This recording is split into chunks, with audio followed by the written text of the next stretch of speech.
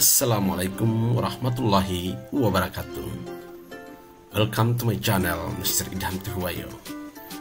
Kali ini saya akan berbagi praktik baik terkait dengan bagaimana predikat kinerja ditetapkan. Nah, bagi Bapak Ibu guru hebat yang ingin melakukan penilaian, memahami tentang predikat kinerja yang ditetapkan, ikutilah penjelasan saya terkait dengan bagaimana predikat kinerja ditetapkan. Untuk itu jangan lupa like, comment, dan subscribe pada channel YouTube saya sehingga mendapatkan konten-konten saya yang lebih menarik.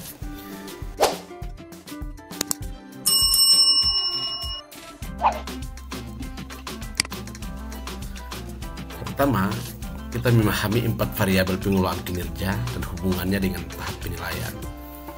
Pertama, variabel praktik kinerja ini deskripsinya upaya peningkatan satu indikator kinerja yang dilakukan sepanjang pelaksanaan siklus peningkatan kinerja. Tindak lanjut dinilai, aspek penilaian, upaya refleksi, upaya mempelajari, perubahan praktik. Jadi ada aspek-aspek penilaian yang akan dilakukan, yaitu upaya refleksi, bagaimana kita merefleksikan itu, yang akan dilakukan upaya mempelajari dan perubahan praktik. Kemudian ada skala rating nilai sebagai basis menentukan predikat. Jadi ada di atas ekspektasi pimpinan, sesuai ekspektasi pimpinan, dan di bawah ekspektasi pimpinan. Jadi ketika ada penilaian itu, maka ada penilaian yang akan diberikan oleh kepala sekolah. Kemudian yang ke variabel yang kedua ada perilaku kerja, upaya peningkatan terhadap perilaku yang kerja berakhlak pada akhir masa pengelolaan kinerja. Ini merupakan tindak lanjut yang dinilai. Yang dinilai adalah perwujudan fokus pada 7 aspek perilaku berakhlak yang ada pada waktu mereka mengajar, kinerja pada waktu mereka mengajar. Yang kedua, dampak perwujudan terhadap peningkatan kualitas pembelajaran.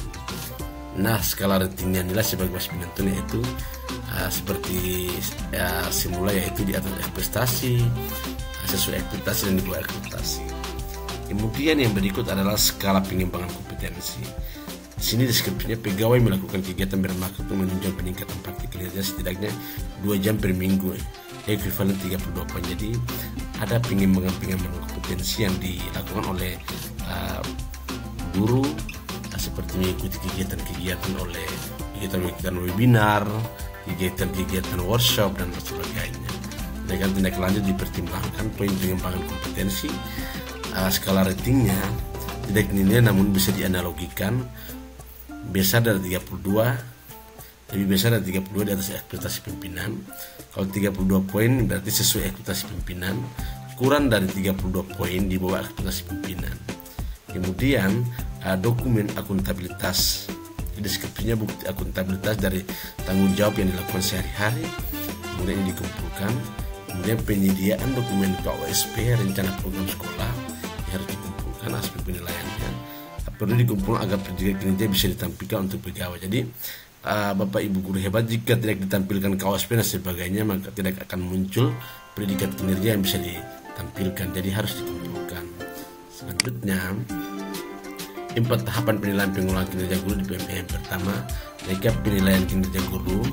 Kepala sekolah berdialog dengan guru, kemudian memperkuat kembali pemahaman, kemudian kepala sekolah menyelesaikan pemberian rating kinerja hingga refleksi, kemudian kepala sekolah memberikan rating untuk perilaku kerja guru.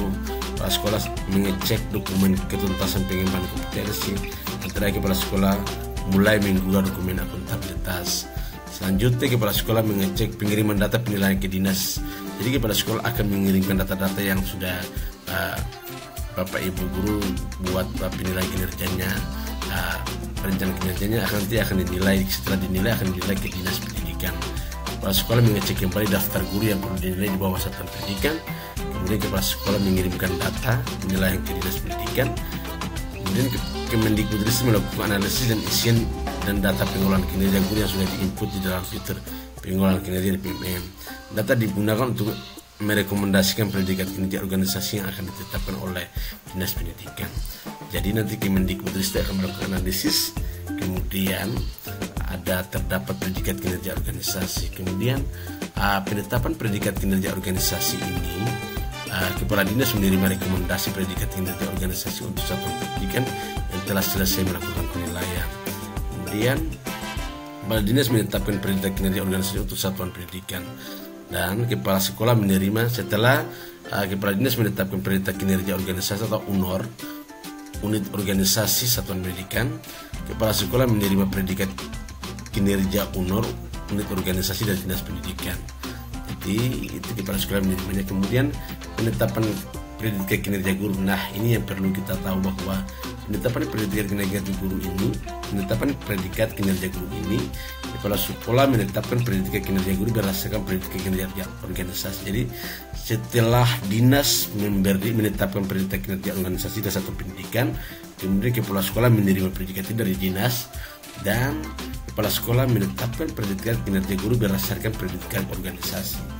Guru menerima dokumen evaluasi kinerja dari kepala sekolah yang memuat informasi terkait dengan predikat kinerjanya. Kemudian yang terakhir, guru dan kepala sekolah berdialog untuk mengulas dan mendalami hasil penilaian. Itulah 4 tahapan penilaian penggunaan kinerja guru.